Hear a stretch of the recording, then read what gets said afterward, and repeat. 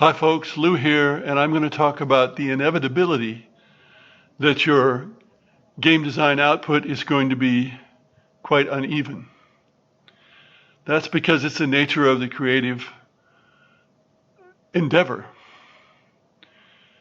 And also because there are different tastes among gamers, tremendously different tastes, and those tastes change over time. The tastes from 1980 are very different from the tastes from 2021. So let's consider some artists in other fields. For example, Beethoven. Beethoven's third was regarded as a great breakthrough. Beethoven's fifth is very well known. Beethoven's fourth, that's the least well known of all his symphonies. Take pro athletes. They have good seasons. Sometimes they have bad seasons. Or at least not so good seasons. Take fiction authors. Some of their books are regarded as much better than others. Although you'll probably find people in all those cases who prefer the one that's not very well known, whether it's Beethoven's Fourth Symphony or whether it's a fairly obscure book by an author who's much more well known for other kinds of things. I remember getting a message long ago from a Frenchman, I believe it was, who said that my first board game, Swords and Wizardry, which is some Stratego-like game, but some difference from your typical Stratego-like games, was his favorite game.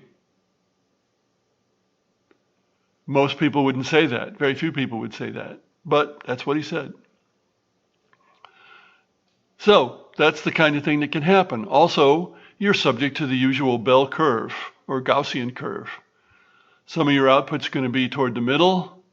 Some of it's going to be down at the bad end. Some of it's going to be up at the good end.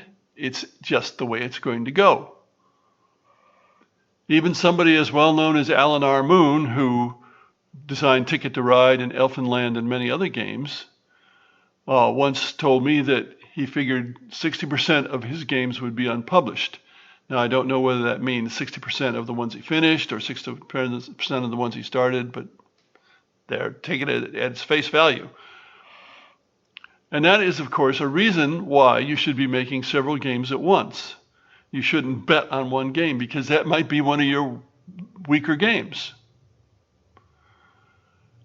Now, there's a lot of luck involved, too. I've had games published that I didn't regard as some of my better games, but that's what the publisher wanted. Many, many, many years ago, more than 40 years ago, I had 4 games that I regarded as really good. One was Britannia, so I was right once. The other 3 have not been published. They are all really good games, and I hope to get some of them published if I live long enough. But that's the kind of thing that happens to a designer. This is somewhat different than what happens to a fiction author. Once you've got through maybe 2 books as a fiction author, then most any book you write is going to be published. And that just seems to be the way it works. Once it's published, a lot of people might not think it's very good, but it does get published. In the game industry, the games that you don't think are very good or other people don't think are very good don't get published. Usually. Or if they do, you kind of wish they hadn't.